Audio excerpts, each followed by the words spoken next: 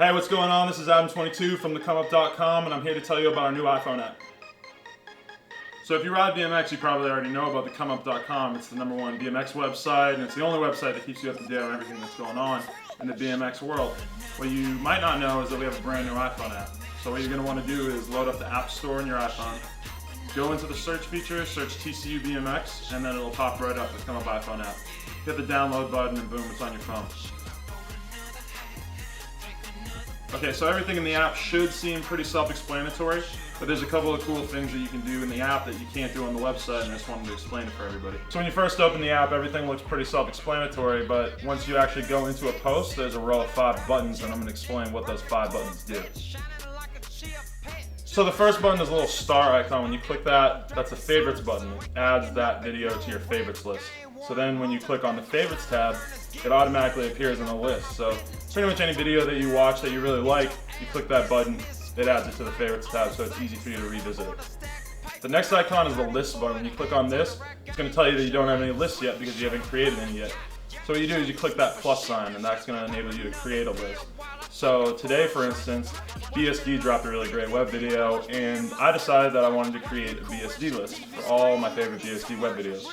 So you click the plus sign, you title that list BSD, and then you press done, and that video is already added to the BSD playlist. Now you're going to want to go back and add some older videos to this as well. So to do that, you go to the search tab, you type in BSD, you're going to see every post that has mentioned BSD. So then you're going to go through, open each post, and add those to the BSD list as well.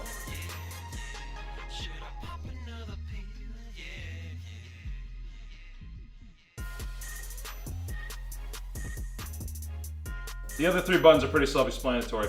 There's the Facebook button, which shares the post to Facebook. There's the tweet button, which shares it on Twitter. And then there's the email button, which lets you email it to a friend.